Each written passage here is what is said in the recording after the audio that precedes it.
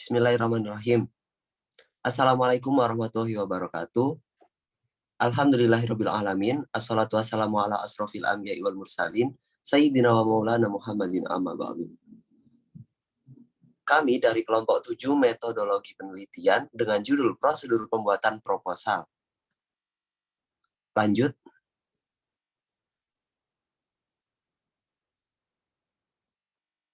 Dengan anggota kelompok yang pertama Ahmad Izul Haq, saya sendiri. Kemudian yang kedua ada Vini Syamilati Nafisah. Yang ketiga ada Aswan Yakub. Dan yang keempat ada Anissa Fikah Ayu Nurbulan. Langsung saja pada pembahasan yang pertama. Sebelum itu, kita harus tahu terlebih dahulu tentang proposal penelitian.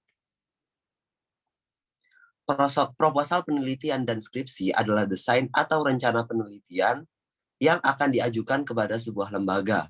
Proposal memberikan penjelasan berbagai hal secara detail yang terkait dengan rencana sebuah penelitian. Proposal penelitian secara garis besar isinya sama, tetapi kadang formatnya berbeda disesuaikan dengan jenis penelitian yang akan dilakukan. Misalnya saja, proposal skripsi untuk penelitian normatif dan proposal skripsi penelitian empiris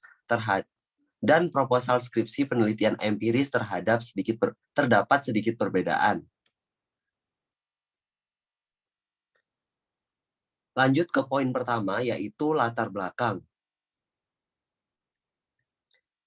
Latar belakang merupakan bagian pertama dari sebuah proposal yang berisi kumpulan informasi yang disusun secara sistematis.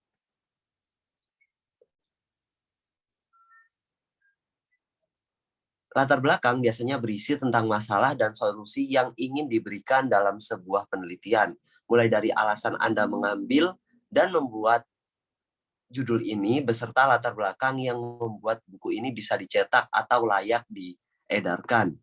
Jangan gunakan penjelasan yang bersifat opini, melainkan melampirkan sumber yang valid dan saintifik sehingga akan lebih membuat ketegasan yang baik. Lebih mudahnya gunakan struktur berikut. Yang pertama, tulis masalah yang ingin diangkat dengan detail. Kemudian yang kedua, tulis fakta tentang kondisi yang sedang terjadi. Kemudian yang ketiga, berikan saran atau cara dalam menyelesaikan masalah secara singkat. Kemudian ada bagian-bagian penting di dalam latar belakang yang wajib disebutkan. Yang pertama, kondisi ideal yang diharapkan penulis atau peneliti. Kemudian yang kedua, kondisi saat ini atau yang sedang terjadi. Kemudian yang ketiga, membahas perbandingan penelitian yang pernah ada dengan topik terkait. Kemudian yang keempat, tulisan tujuan penelitian dan metode yang akan digunakan dalam penelitian tersebut. Kemudian yang terakhir, uraikan solusi secara singkat terhadap masalah yang dihadapi sebelum lanjut ke pokok pembahasan. Selanjutnya tentang batasan masalah. Proposal penelitian dan skripsi juga harus mempunyai dan menetapkan batasan masalah yang akan diteliti. Untuk batasan ini juga mencakup ruang lingkup penelitian atau di mana ruang lingkup penelitian dilakukan agar tidak begitu meluas kepada hal yang tidak relevan. Tahapan membatasi masalah adalah sebagai berikut. Yang pertama, identifikasi dan klasifikasikan masalah yang akan dikaji. Dengan begitu, kita tidak akan keluar dari topik yang sedang kita bicarakan. Kemudian yang kedua, menegaskan permasalahan dengan cara membuat definisi operasional permasalahan. Dengan begitu, sama dengan poin pertama tadi, kalian tidak akan keluar dari pembahasan utama kalian. Kemudian yang ketiga, dukung permasalahan dengan data sesuai data lapangan secara rinci. Kemudian yang keempat, deskripsikan menggunakan kalimat efektif dan menarik untuk dipahami dengan cara mengungkapkan bagian harapan atau juga teori. Kemudian gambarkan kondisi real saat ini. Kemudian apa sih fungsi dari batasan masalah itu? Yang pertama, membantu mengidentifikasi masalah yang akan dibahas. Kemudian yang kedua, memfokuskan pada satu persoalan. Kemudian yang ketiga, membatasi jangkauan proses yang akan dibahas. Yang keempat, menghasilkan sebuah permasalahan yang terselesaikan.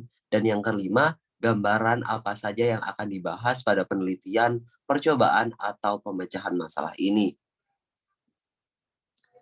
Kemudian yang ketiga, ada rumusan masalah.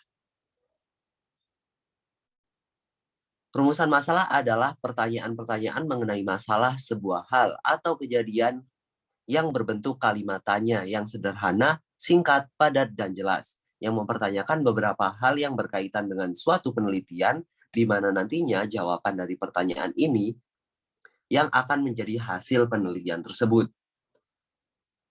Rumusan masalah dapat diambil dari permasalahan atau tema yang sedang diteliti atau yang akan diteliti. Mahasiswa harus mampu membuat proposal penelitian dan skripsi dengan pertimbangan tahap-tahap rumusan masalah, karena adanya satu variabel dan variabel lainnya yang berhubungan. Bentuk rumusan masalah ada 3. Yang pertama, rumusan masalah deskriptif, yang kedua, rumusan masalah komparatif, dan yang ketiga, rumusan masalah asosiatif. Kemudian langkah dalam membuat rumusan masalah. Yang pertama, tentukan fokus penelitian. Kemudian yang kedua, cari berbagai kemungkinan faktor yang akan faktor yang ada kaitan dengan fokus tersebut, yang dalam hal ini dinamakan subfokus. Kemudian yang ketiga, cari antar faktor-faktor yang terkait, adakan pengkajian mana yang sangat menarik untuk ditelaah, kemudian tetapkan mana yang dipilih. Kemudian yang keempat, kaitkan secara logis faktor-faktor subfokus yang dipilih dengan fokus penelitian. Kemudian yang kelima, tulis paragraf pengantar sebelum pembaca sampai pada rumusan masalah. Kemudian yang keenam, tulislah dalam bentuk daftar pertanyaan agar lebih mudah membentuk konsep seperti apa, bagaimana, dan mengapa. Kemudian yang ketujuh, gunakan kalimat tanya yang relevan. Dan yang terakhir, buat pertanyaan yang spesifik dan akhiri dengan tanda tanya. Itu tadi 3 poin dari saya. Selanjutnya akan dilanjutkan oleh Mbak Vini Syamilati Nafisa. Waktu dan tempat kami persilakan. Terima kasih atas kesempatannya. Sebelumnya, apakah suara saya terdengar jelas, teman-teman? Bisa, Mbak? Iya. Terima kasih. Untuk selanjutnya yaitu tujuan dari penelitian. Tujuan dari penelitian yaitu untuk mendapatkan jawaban atas pertanyaan-pertanyaan dari penelitian. Nah, jika tadi sudah dijelaskan oleh Mas Izul, untuk rumusan masalah menggunakan kalimat tanya, nah untuk di tujuan penelitian ini menggunakan kalimat pernyataan. Contohnya seperti ini. Jika dalam rumusan masalah terdapat pertanyaan seperti bagaimana proses perencanaan kegiatan pembelajaran pada masa pandemi, maka untuk tujuannya bisa dituliskan untuk mengetahui proses perencanaan kegiatan pembelajaran pada masa pandemi. Untuk selanjutnya yaitu manfaat dari penelitian. Nah, narasi yang objektif yang menggambarkan hal-hal yang diperoleh setelah suatu tujuan penelitian terpenuhi. Jadi manfaat ini ada ketika tujuan dari penelitian tersebut sudah terpenuhi, atau dapat diartikan pula manfaat penelitian merujuk pada siapa yang akan menerima manfaat dari hasil penelitian yang dilakukan. Nah, untuk manfaat sendiri terbagi menjadi 2. Yang pertama yaitu manfaat teoritis. Apa sih manfaat teoritis itu? Manfaat teoritis merupakan manfaat penelitian bagi pengembangan ilmu, sehingga manfaat teoritis ini dapat mengembangkan ilmu yang diteliti dari segi teoritis. Teori yang digunakan tentunya berdasarkan peneliti atau penulis sebelumnya.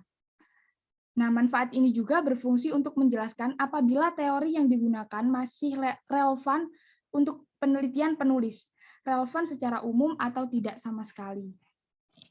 Untuk selanjutnya yaitu manfaat secara praktis. Manfaat secara praktis dilakukannya penelitian ini karena ada masalah yang ingin diselesaikan atau dipecahkan. Jadi manfaat praktis ini menjelaskan bahwa manfaat yang digunakan untuk memecahkan masalah secara tersebut secara praktis. Jadi kita diarahkan untuk lebih dari satu subjek. Manfaat yang berguna untuk memecahkan masalah seperti itu. Selanjutnya yaitu definisi operasional. Nah, definisi operasional menurut Wijono HS yaitu batasan pengertian yang dijadikan sebagai pedoman untuk melakukan suatu kegiatan atau pekerjaan. Definisi operasional juga bisa disebut dengan istilah. Maksudnya bisa disebut dengan penjelasan istilah. Nah, ini bukan merupakan kajian dari teori. Dalam penjelasan istilah ini, isinya lebih singkat, lebih padat, lebih jelas daripada kajian teori. Untuk isinya sendiri boleh mengambil dari teori atau pendapat pribadi yang masih berkenaan dengan teori. Tujuannya apa sih adanya definisi operasional ini? Tujuannya agar judul tersebut lebih terarah. Selain itu, dapat menetapkan aturan dan prosedur yang digunakan oleh peneliti untuk mengukur suatu variabel, memberikan arti yang tidak ambigu dan konsisten untuk istilah atau variabel yang tidak dilengkapi dengan definisi operasional, maka dapat ditafsirkan dengan cara yang berbeda. Membuat pengumpulan data serta analisis lebih fokus dan efisien, memandu jenis data dan informasi apa yang dicari oleh peneliti. Jadi definisi operasional ini digunakan agar maksud dari peneliti bisa diterima oleh si pembaca. Seperti itu. Nah, definisi operasional dibutuhkan ketika pembuatan proposal. Ketika pembuatan skripsi sudah ditiadakan karena sudah diganti dengan bab 2 itu. Nah, sedangkan dalam penelitian kuantitatif masih ada, namun istilah yang digunakan diganti menjadi definisi variabel. Untuk contohnya seperti ini. Jika misalnya membuat suatu judul peran guru dalam pembelajaran secara daring. Nah, untuk definisi operasionalnya agar si penulis dan si pembaca sama pemikirannya mengenai peran itu apa, guru itu apa, daring itu apa. Jadi peneliti, penulis membuat suatu definisi operasional ini. Ini contoh penelitian kualitatif. Nah, sedangkan di penelitian kuantitatif ada prosedur XY yang saya belum begitu memahaminya. Jadi, misal di penelitian kuantitatif, misalnya contohnya peran guru dan orang tua dalam menyukseskan pembelajaran siswa. Jadi peran guru itu termasuk variabel X, dan peran guru variabel X1, orang tua X2, dan pembelajaran siswa itu termasuk Y-nya. Seperti itu. Mungkin hanya itu yang dapat saya sampaikan. Untuk selanjutnya akan dilanjutkan oleh Mas Asvan Yakub.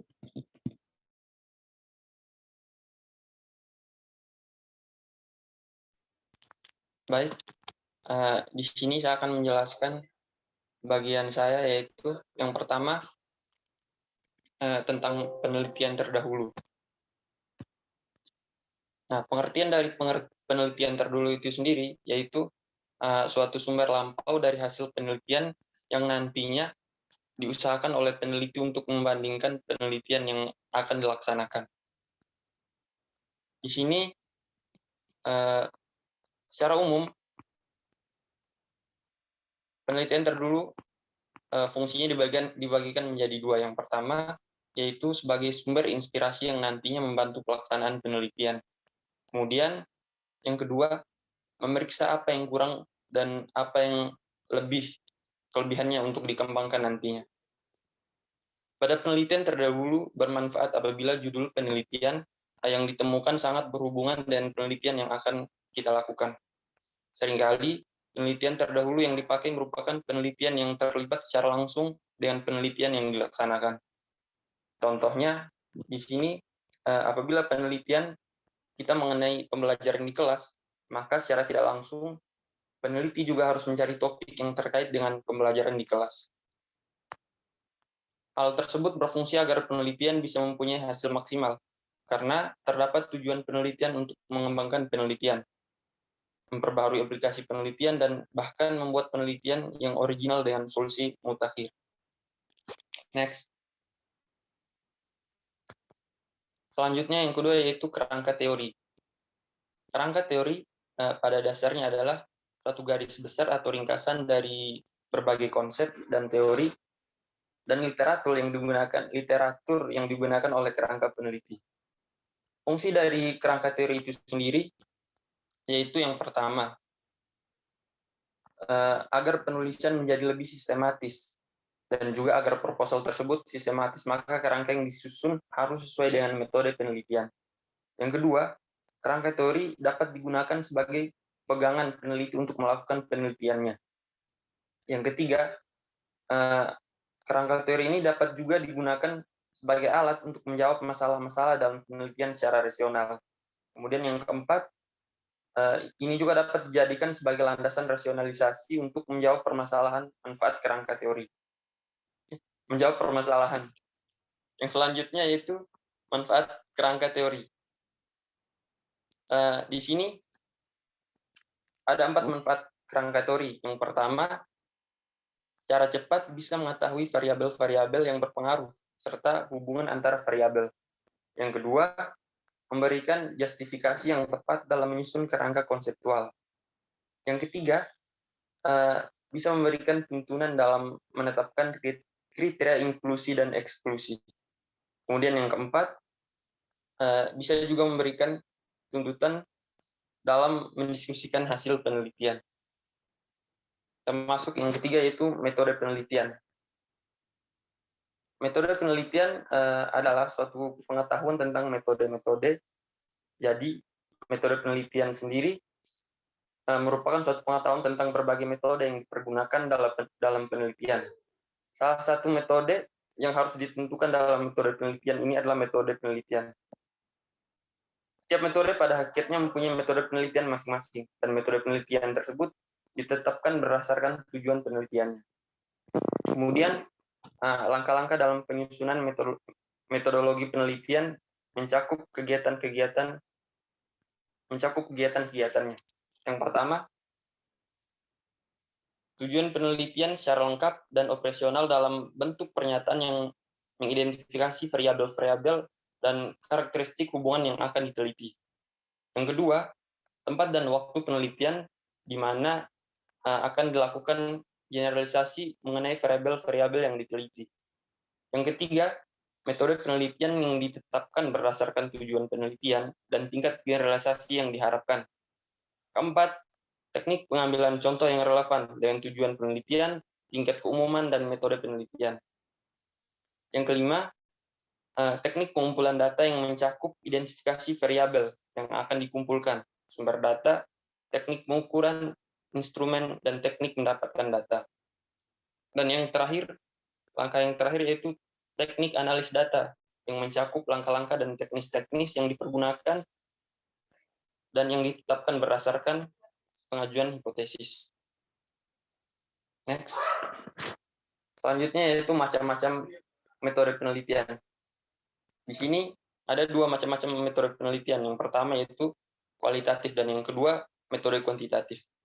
Metode kualitatif yaitu suatu metode yang memperoleh pemahaman mendalam, mengembangkan teori, mendeskripsikan realitas dan kompleksitas sosial. Sedangkan metode kuantitatif yaitu metode yang menjelaskan hubungan antara variabel, kemudian menguji teori, melakukan generalisasi fenomena sosial yang akan diteliti. Mungkin itu saja yang bisa saya sampaikan. Selanjutnya akan dilanjutkan oleh pemateri selanjutnya. Terima kasih. Selanjutnya yaitu sistematika penulisan. Sistematika penulisan merupakan metode atau urutan dalam sebuah penelitian atau karya ilmiah. Sistematika penulisan digunakan agar karya ilmiah kita, seperti contoh skripsi, bisa tersusun dengan sistematis, runtut, dan terstruktur. Seperti contohnya, bab pertama itu merupakan bab pendahuluan yang memiliki subbab latar belakang, rumusan masalah, tujuan, serta manfaat penelitian, definisi operasional, dan juga sistematika pembahasan. Untuk Yang bab kedua merupakan bab tinjauan pustaka. Subbabnya yaitu penelitian terdahulu dan kerangka teori. Bab ketiga yaitu bab metode penelitian, memiliki subbab yaitu jenis penelitian, pendekatan penelitian, sumber data, teknik pengumpulan data, serta analisis data.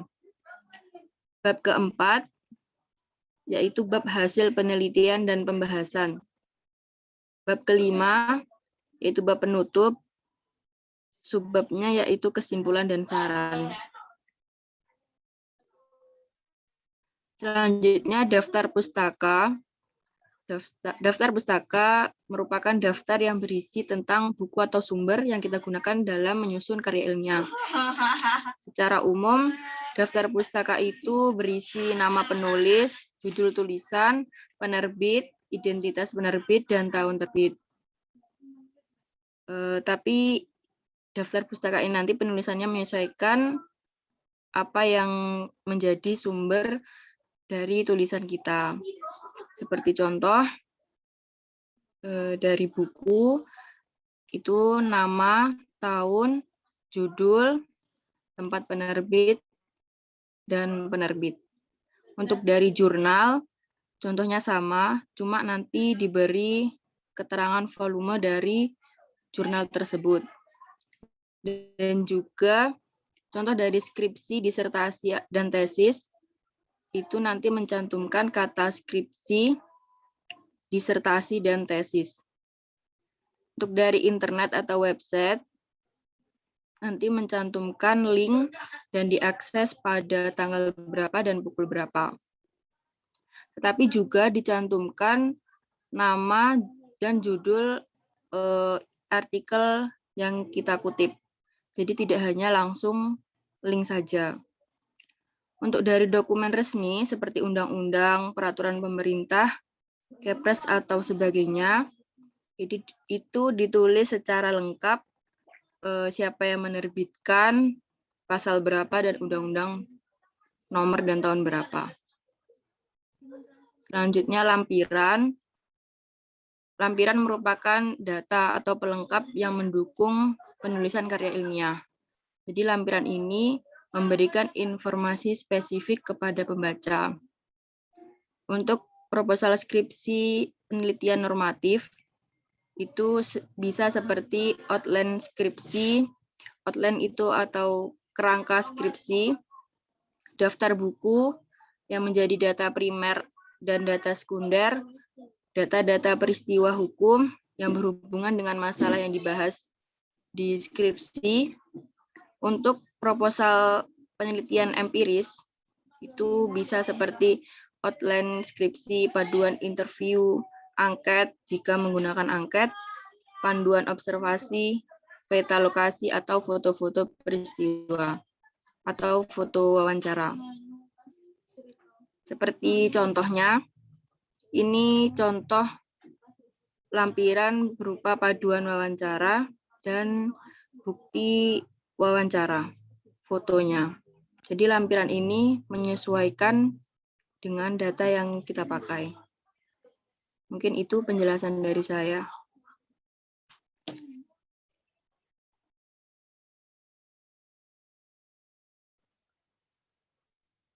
Baik, terima kasih atas penjelasan dari teman-teman sekalian. Saya akhiri. Wassalamualaikum warahmatullahi wabarakatuh. Waalaikumsalam warahmatullahi wabarakatuh.